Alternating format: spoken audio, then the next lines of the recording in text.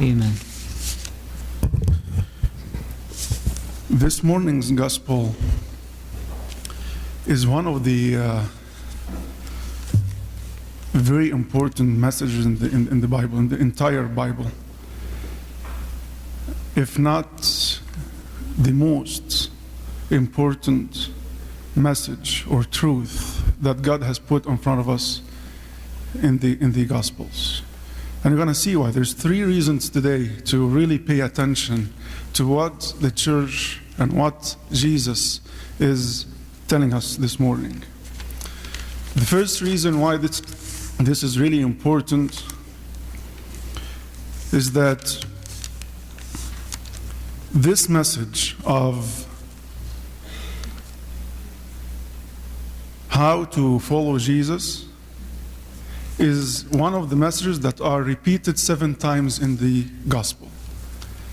Many other messages may be repeated twice, 3 times in the 4 gospel, but this particular message is one of the unique messages that Jesus and the apostles, the evangelists, they put this message and was repeated 7 times throughout the gospels. Very unique message and repeated many times. Maybe the most repeated message in the gospel.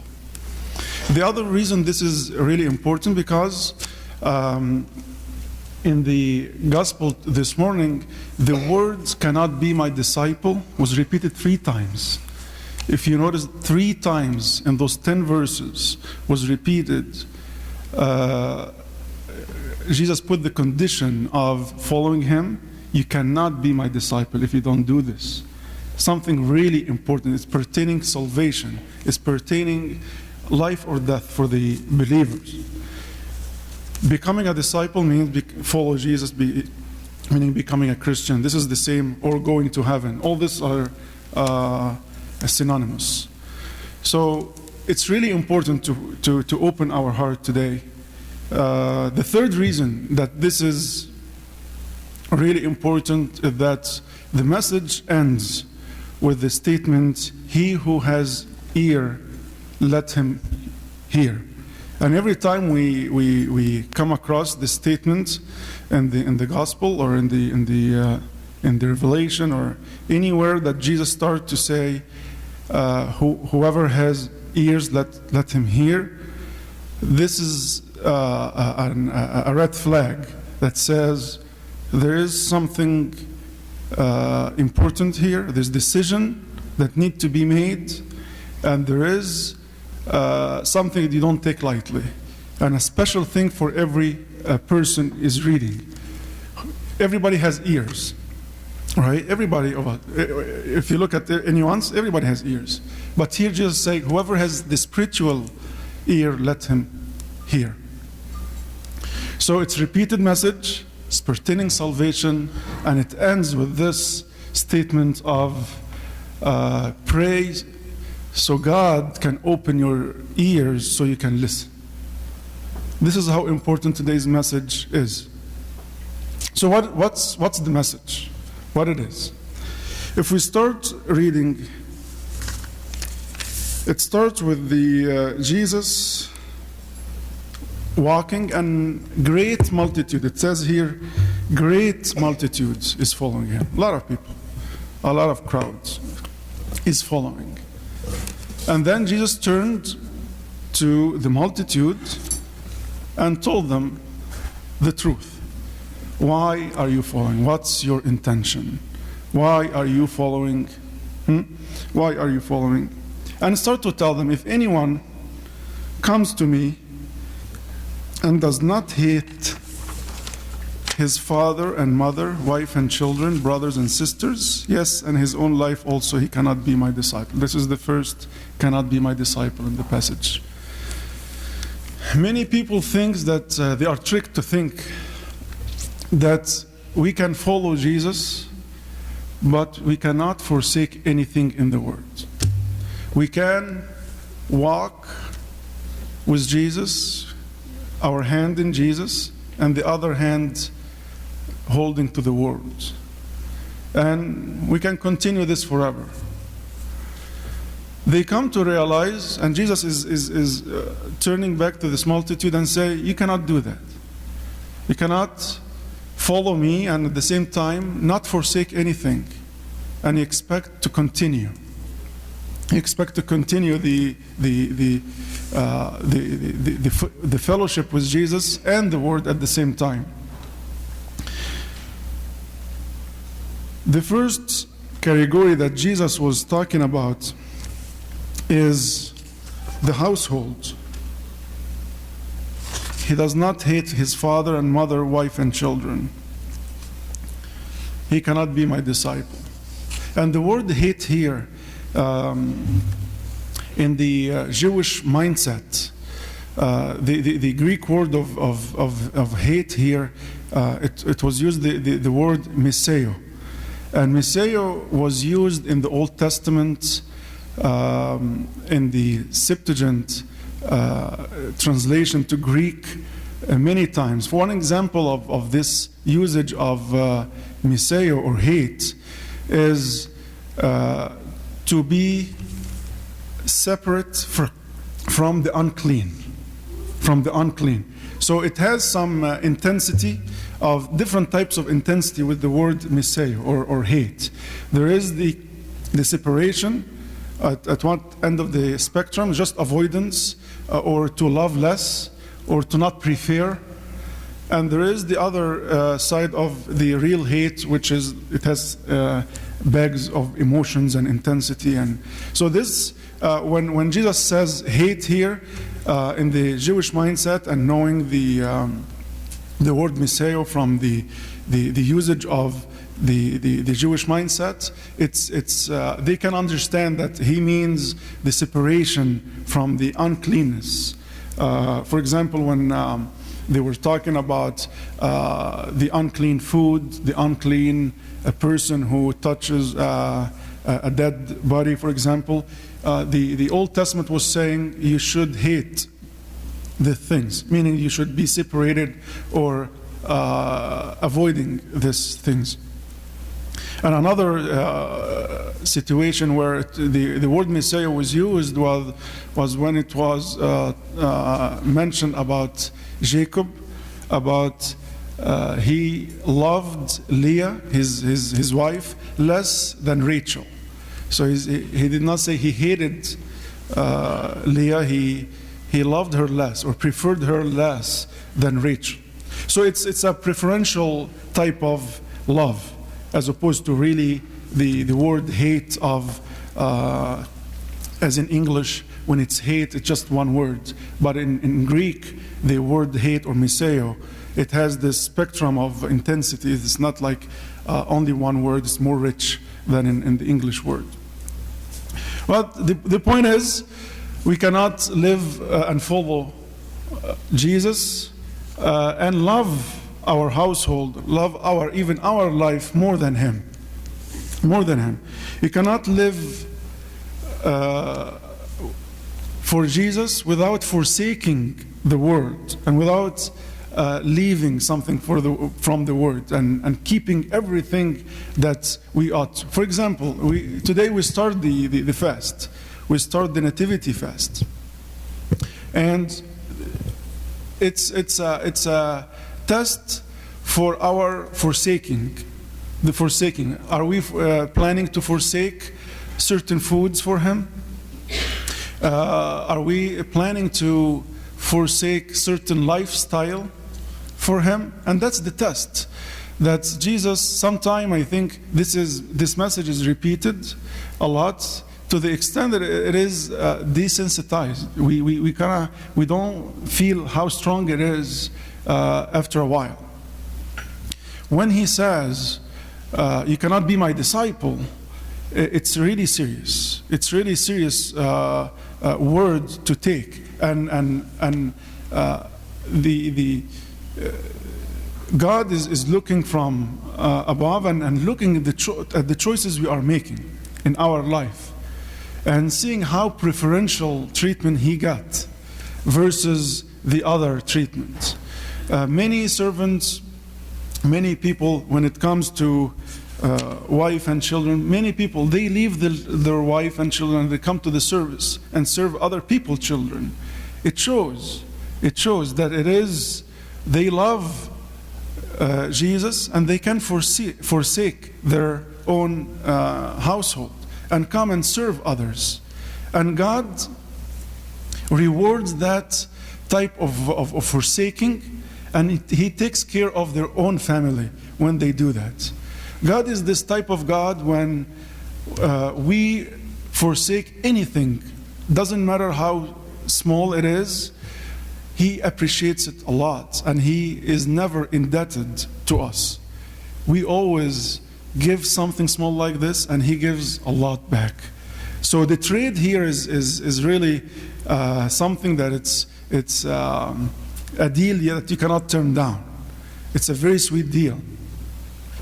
That's why in the following verses he starts to say,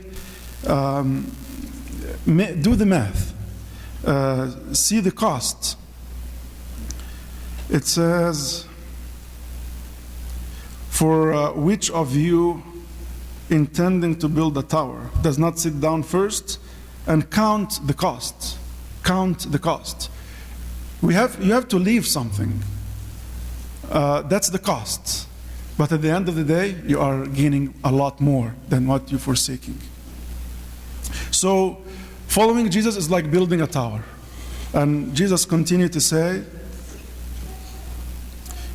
when you build a tower, you sit down first and count the cost, whether he has enough to finish it. If we have this expectation of holding on to the word, everything in the word, you cannot live this burger, you cannot live this lifestyle, you have to do this type of things and holding to the word to the end, not leaving anything, and try to live with Jesus too. He says, you don't have enough to finish the race. That's not how it works. After he laid the foundation and is not able to finish, he comes to church and he comes and starts a spiritual life. He will not be able to finish the walk. And people who see it begin to mock him, saying, this man began to build and was not able to finish. Or what king going to make war against another king does not sit down first and consider whether he is able with 10,000 to meet him who comes against him with 20,000. So the other example is, if we are following Jesus, we are going to war. And going to war, you have to see the cost of that war. And not to lose the war, you have to have a strategy into the war. Is it good to fight, or is it good to go and ask for peace, conditions, so you don't lose everything? If you don't do this math, you end up by losing everything. For example, somebody has a certain amount of money, start to build the foundation, he spent this money, and then he doesn't have anything, no return back, because the building is not finished. So he lost his money, and he lost the building, and there's nothing back. He lost everything. If somebody goes to war and doesn't have a strategy into the war, it just will go and will lose the 10,000 they have, and they also lose their city that they're fighting for. They lose everything. So if we don't do the count the costs of following Jesus, we might lose everything. We just start to go to church and do just whatever the conventional wisdom. People go to church on Sunday, we go to church on Sunday. People do this, I do this, but there's no strategy. There's no purpose or intention of following Jesus and only Jesus. We end up losing everything because we did not know exactly what we are getting out of this. And today's message is, do the math and start to forsake everything that is standing in the way of following Jesus 100%. So it continues to say, likewise, whoever of you does not forsake all that he has cannot be my disciple. That's the third one. So the first one was the household, the very close relationship, any type of relationship that can stand in the way. For example, I know a story from a long time. Some of the youth who wanted to start fasting, but his father and mother, they didn't. His family did not. They were planning to postpone for a couple weeks. But he decided that I'm going to start. So he from his own allowance, he went and he bought the fool and falafel on his own. And the family, he stood up for his father and mother, and I think this is something that it's hard to believe here, right? We try to maybe tell our kids to fast, not the other way around. But believe it or not, our youth, they can do that. When they follow Jesus, the youth hearts, when they start to follow Jesus, and they see the love of Jesus, and they put in their heart that they're going to follow Jesus, they can stand up to the word. And no household, father, mother, or whoever, can stand in front of that. And they come back, and this guy forced his family to start the fasting. It's just an example on how when somebody is faced with the choice of Jesus or a relationship, any type of relationship. In the old days, the household relationship was the most regarded one. Father, mother, wife, children. This is the closest relationship. Even that close, that dear, the loved ones, they cannot stand in the way of following Jesus. And Jesus will ask people, the followers, to forsake something, always. The call to follow Jesus is a call to leave something. There's no way that we follow Jesus and at the same time keep everything that we are doing.